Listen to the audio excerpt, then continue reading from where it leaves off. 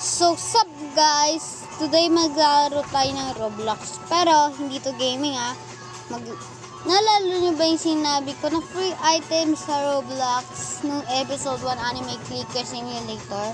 So, ito na yon. So, punta lang kayo dito sa shop. Click nyo yung accessories. Ito. Saka click nyo yung price. Ito, dito. Wait lang, ito. Hindi yan.